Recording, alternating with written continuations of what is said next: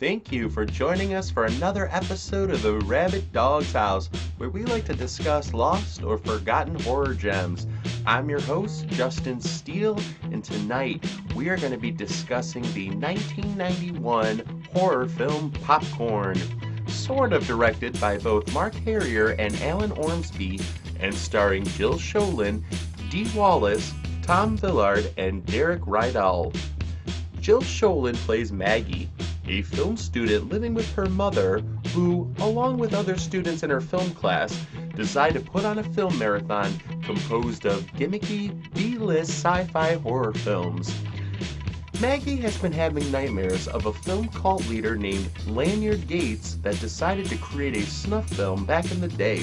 As the film marathon begins, it looks like memories of Lanyard are coming back to haunt Maggie, her mom, and the students as they are one by one being picked off. Popcorn is a fun, early 90s selection that examines both 80s slashers as well as 50s and 60s sci-fi picks. There is enough of a solid balance of tongue-in-cheek humor and legitimate thrills to please any horror audience that may have forgotten about this one. Also joining me tonight is my very special guest star, Zena Dixon.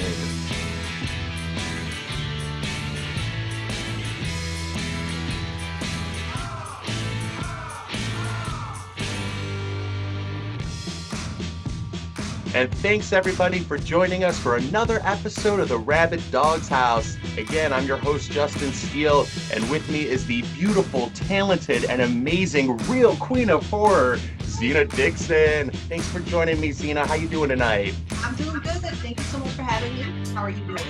I'm doing well. Excited to talk about Popcorn.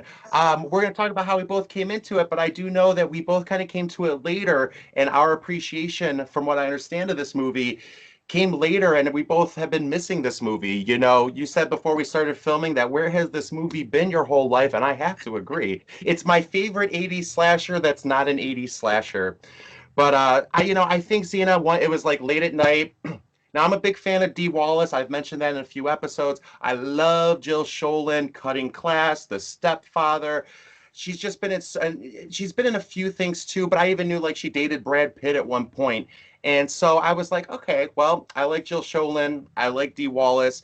The cover of it always looked really cool, the sort of mask thing. So I'm like, all right, there's a copy on YouTube, so I'll watch it. And I genuinely enjoyed it.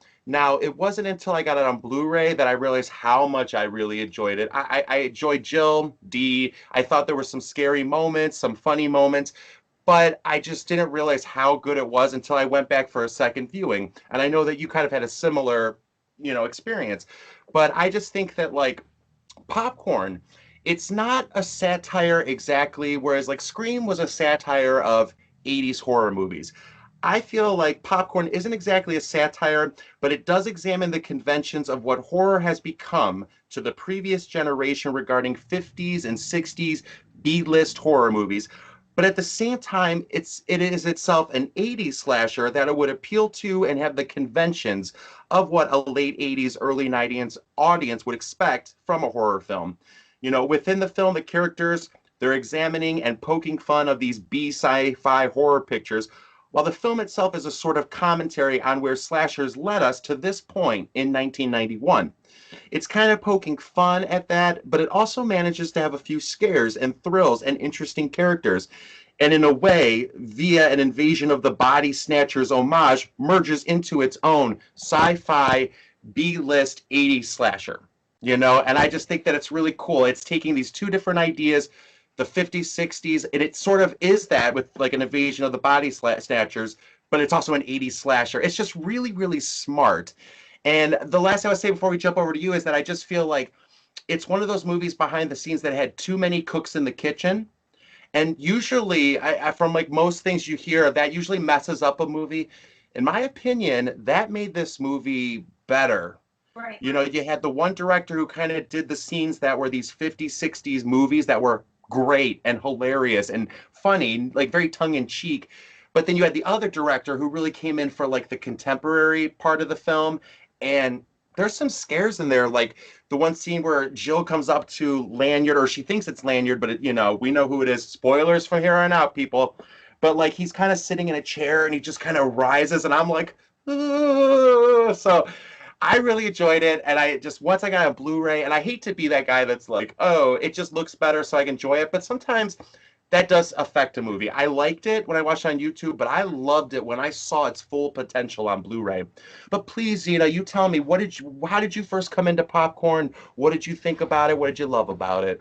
So, I remember always seeing the poster when I was a kid, going into video stores and stuff like that from when I was probably like 8, 9 years old, when I was in middle school, when I was in high school, when I was in college. But I didn't really watch it. But I remember my mom, she was actually watching the movie once. And I remember watching bits and pieces of it. I don't know why I didn't watch it. It wasn't because I thought it was bad. I just, sometimes that happens. Some movies, they fall in between the cracks or whatever. So then a couple of years ago, I remember telling you how I would have trouble sleeping, so I would watch stuff on YouTube. And I actually watched it on YouTube. And it was just like, wow, it's like it was made for me. It was like it was made for like, like a horror fan, like that person who just loves movies. You know how awesome that would be with the fact that they're on like they're a part of this film club and they put together a film festival where all these things have, that just sounds like so much fun. And Yeah. back in the day, like when I was in high school, as an example, I really wasn't into like participating, in clubs or anything like that. I would do it because, my parents would make me, but I didn't want to, right? But I can totally see myself wanting to do something like that, even in college, even outside of college, like today, I just find it just a relatable movie for someone who loves movies, So when I watched it those couple of years ago, I really loved it. But what's surprising is that it's not the kind of movie that I would rewatch. But now since I rewatched it, because I recently rewatched it again, I watched it last week and then I rewatched it yesterday, just as a refresher. And it's just like I'm never gonna stop watching this movie at this point now Right. because Right. I realize how much I love it, And what's crazy is it's like the copy that's on YouTube, it's not the best quality at all, which I really want to own it. I've just been having a little hard time find because I want like a Blu-ray. I know they had like a special one and stuff like that, so that's the one that I want to order because I actually love that movie. Yeah.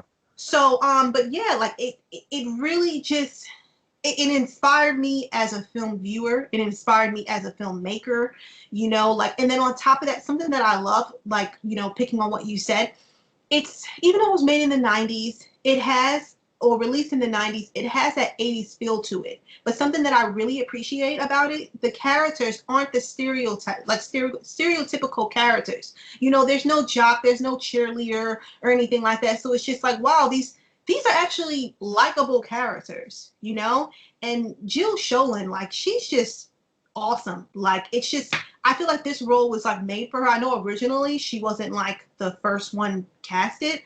But with that, I feel like she's perfect. I cannot see anyone else being Maggie, having that role. But yeah, I just feel like if you are someone who loves movies, you need to check this out. But at the same time, something I have noticed, because I was just doing some research and stuff like that, I noticed that not a lot of people love it as much as we do, that I've noticed. But then again, I have noticed that those are the people, which this isn't a problem at all, those are the people who like movies like, I don't know, say like The Shining as an example. No, then maybe it's just not your cup of tea, Sure. Sure. And not that I don't have a problem with The Shining. I think The Shining is cool, but I feel like movies like this is like, it just takes me back to my childhood, and it's just, it's my comfort for me. It has heart, It's not to say that The Shining or something like that doesn't have heart, but they're so revered and, constantly quoted. And I do love, The Shining. But this movie it's meant to be, and I think, a movie for people that love movies and love horror movies. The cast, they're supposed to be these film students, even like, you should get a copy of the Blu-ray at some point. I know there's a special one. I mean, I got a newer one, and it has a lot of special features on it, and the audio commentary is great because Jill Schoelen's on there. The one girl, she has the blonde hair in the movie. I think she's on there, and you know, two of the guys and the director, and they're really funny and it's entertaining to watch like that. But also there's a documentary on there that goes into the details about how Jill came on versus Amy O'Neill, who played her before. And it's definitely worth having, let me just say, besides the fact that it looks amazing. But yeah, I do want to talk a little bit about Jill Schoelen and Amy O'Neill, who originally played her. Now, I don't know if you know much about Amy O'Neill, but she was in Honey, I Shrunk the Kids, the daughter in that. And I would really like to. I think the movie's perfect, and I love the way Jill took it. But I 100%, now that I'm a fan of this movie, am aching to see, because a lot of scenes were filmed with Amy O'Neill. Right. In fact, if you watch the scene where they're first at the theater and cleaning it up, you know, Jill is in the audience when they're talking to the older fella, but then when you see the little montage of them cleaning, you can still see Amy O'Neill. You know, I really loved Amy O'Neill in Honey, I Shrunk the Kids. She was in another mini series that I saw a long time ago too, and she's a good actress, so I can't understand what she did wrong per se. But I love Jill Schoelen. We were also talking before we started filming. You know, I think you have to tell us you saw her at a convention. I actually got to talk to her on Facebook. I feel like I'm that guy, like, oh, look who I talked to. But I don't care because I thought it was pretty awesome. And Jill Schoelen is super awesome and kind and generous. Like, you know what world we live in. You know, I'm a bigger guy type.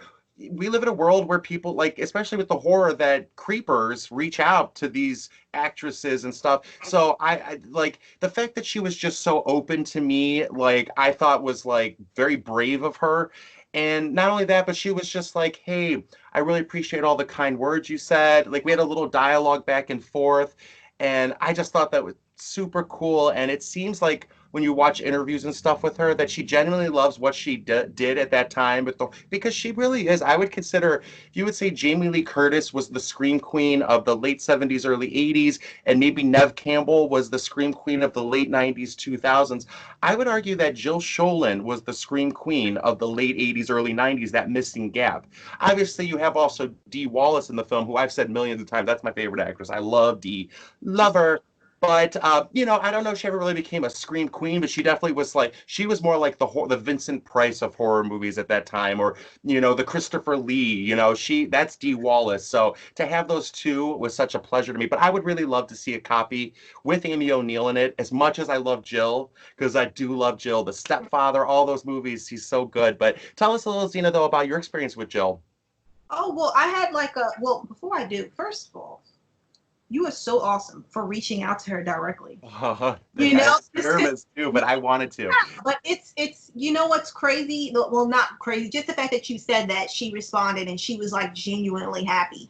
Because I won't name any names, but there's been times when I would reach out to certain, you know, people. Not saying that you have to respond to me or respond to anyone, but you know, sometimes they just won't respond. Or there was a director that I'm still a big fan of. And I reached out to him on a social media platform, and he was kind of rude, you know? So it was heartbreaking, but at the same time, it was just kind of like, all right, I think that that's probably his personality, you know, so I didn't take it personal or anything like that. But I always hear horror stories with some people, you know? So I just think that it's great that you reached out to her, and it was just such a great experience. So it really was. But I actually met her briefly at a convention, Tampa Bay Screams. It happens every year in August, but I heard that this year might be its last year, which sucks, but whatever. Anyway, this was a year ago or the year before, and she had a very long line, and I didn't want to wait in line. Okay, I just wanted to say hi. So I was, you know, kind of standing near the table, and so then I was just looking at her, you know, being a creeper, and she said hi. And so we just started talking, and I was just saying, how, you know, I really just love you. I think that you're amazing. And so then she stood up, and she was so tall because I'm 5'3". So I was like, whoa, because I wasn't expecting her to be that tall. But then I looked down, she was wearing like wedges. So, you know, she was probably like around the same height or whatever. But yeah, point is, she was really nice. She gave me a hug. I didn't want to ask her for a picture because the people in line, they were like looking at me, you know, giving me dirty looks. But yeah, she was super nice, very, very, very sweet. And like you said, you could tell that she loves what she did, back then with all the movies. I was hearing some people asking her some questions, and some of the questions that were just kind of like, why would you ask that? But she was answering it like in a very nice tone. She was very patient. So, and I know it sounds simple, but believe me, I have seen it in person where some are not pleasant. So, and I agree with you. I feel like I just feel like she's so underrated. And I know that people don't Yeah. like the term scream queen, but she's a very underrated scream queen. And I think that she's like one of my favorites, to be honest with you. So, Zena, getting into some of the specifics, with the performances, what did you think about the performances in this movie? I thought that they were great, and it's like kind of like I was touching on before. Like it's not like the stereotypical characters that we have. I feel like each character is actually likable, even if they are being somewhat rude. Yeah. For me, Toby like blew me away. Blew me away. Like wow. And of course, Maggie did a great job. Dee Wallace, she did a great job. Like I feel like honestly, they all did a great job, and it's crazy because I know you mentioned this earlier. It's like so before I knew the backstory about this movie, I felt like it was like made by like three different people. It felt like there was a lot of hands that was in the pot, kind of like what you said, but it worked because I feel like it worked. It made it popcorn for me, and just the fact that also this is kind of like me jumping around. You have that happening, but then it's kind of like it's a slasher movie. But then, Maggie's character, she's having nightmares, and there's just like a mixture. And instead of it taking place at a party or in the woods, it's actually taking place at a theater. And I thought that was really cool as well. Absolutely. I liked like you said, it's I feel like we were saying, it's like the best 80s movie that for me that doesn't take place or that was made in the 90s actually. But it really does feel like that because I think that the filmmakers, however they from where they began to where they end, it's like they extracted things that they loved from 80s horror movies, like but then instead of like a party, it's at this theater, and the sort of the dreams that are being haunted, but also like a film cult, or there's a Right. devious cult, they took kind of the best stuff that they loved from 70s 80s horror, but at the same time, they decided to be like, you know what? Let's not disguise it. Let's make these, we're in our 20s. Let's make these kids not kids, but in their 20s. And they're at film school because we're film students that enjoy these kind of movies. So let's just incorporate that all. And I think that that only helped them. Again, behind the scenes, it was a huge mess from what I understand. But everybody there, when they were there from before or after, they genuinely wanted to be there. Mhm. And you can kind of get that. I think I do want to make sure there is one complaint that I have about the film, Mhm. and it's unfortunately with Dee Wallace's character, not her character, but one of her sequences.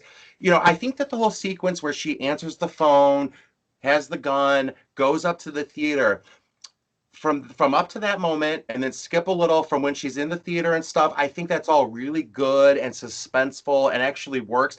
But there's that moment when she first gets to the theater and there's some weird thing that doesn't fit where it's like a supernatural element that's never quite explained. She gets to the theater and all of a sudden the letters are like flipping off Right. the marquee, and then is replaced somehow with possessor.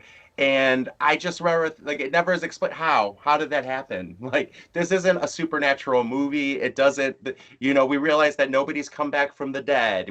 It's somebody's out for revenge, but like, there's no way they could do that.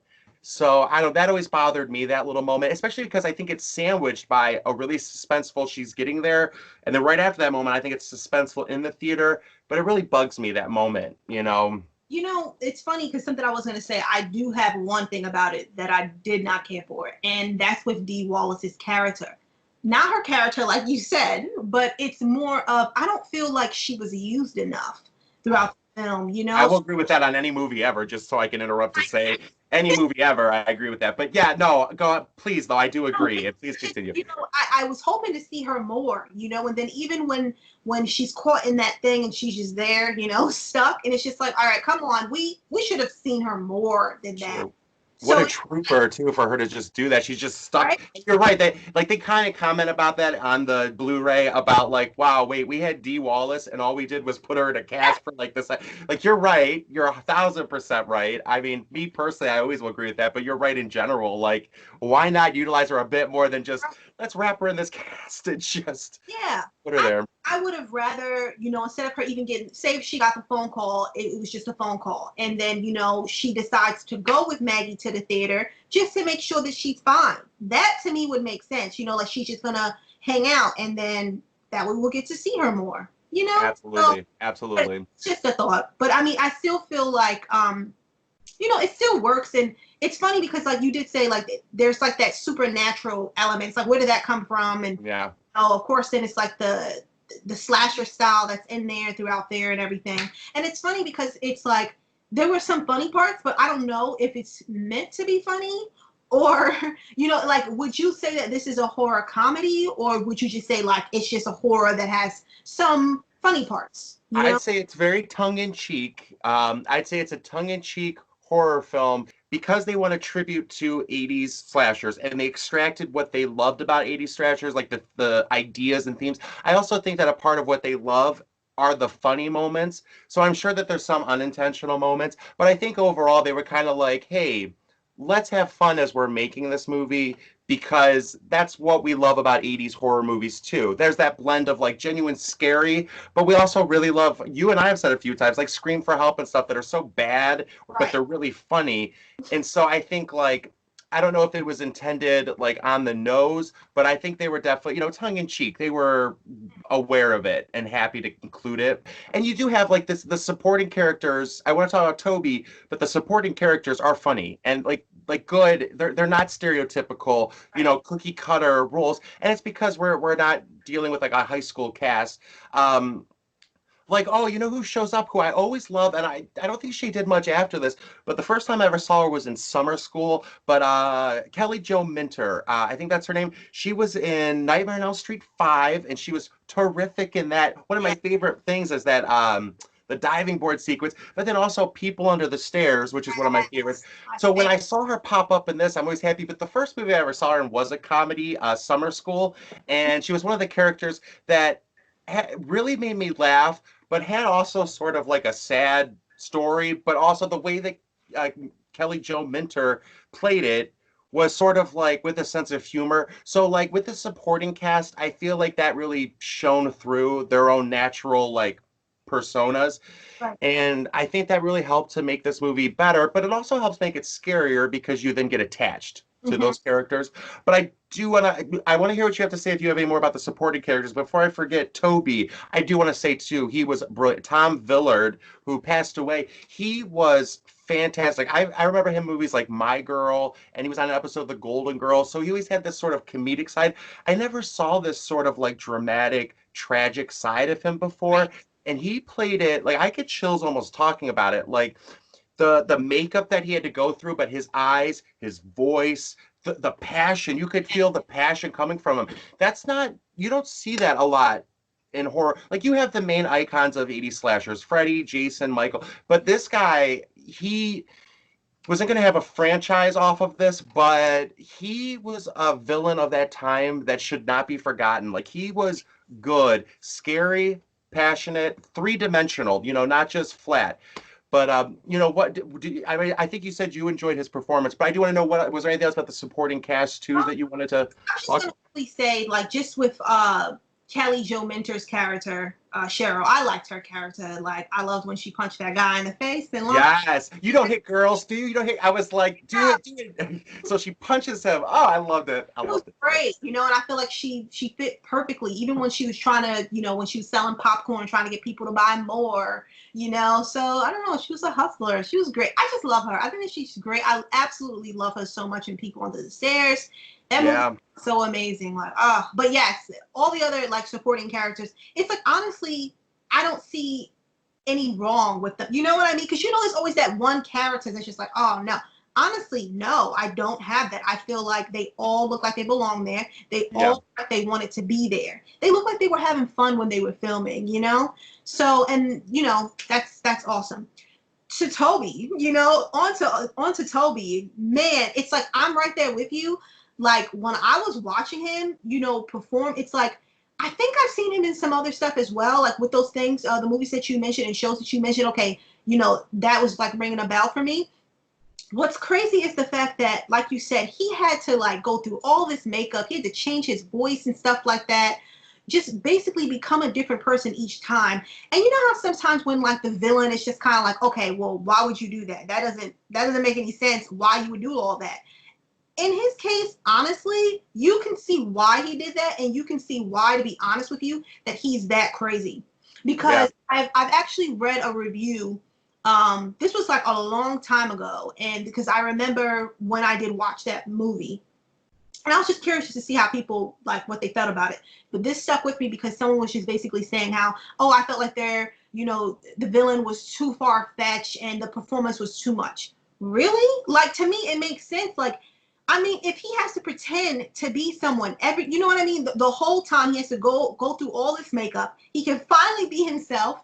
To me, it makes sense. But yeah, like his crazy behavior, how he was acting, it really just brought chills, and I just thought he did an amazing job. And it's so unfortunate, may he rest in peace. But he, like you said, I feel like he like made a part of popcorn, obviously, but he is a villain that I just can't believe that sometimes people forget. And I'm guilty because I sometimes forget, and it's just like I'm definitely going to make an effort though to like speak up more on this movie and speak up more on his character. Because when you think about villains and stuff like that, and I don't mean like Freddy's and Jason's, but even when you think about Pumpkinhead as an example, I feel like people should be thinking about Toby, Yeah. literally Toby. So but yeah, that's pretty much what comes to mind for me. I mean, I couldn't agree more. And I think like that's what shows what's kind of brilliant about this film. I mean, it is so low budget and it's so like, but you're constantly overwhelmed with it's very stimulating movie. You have the movies within a movie, you have the idea, but I think it's all cohesive and it manages to work.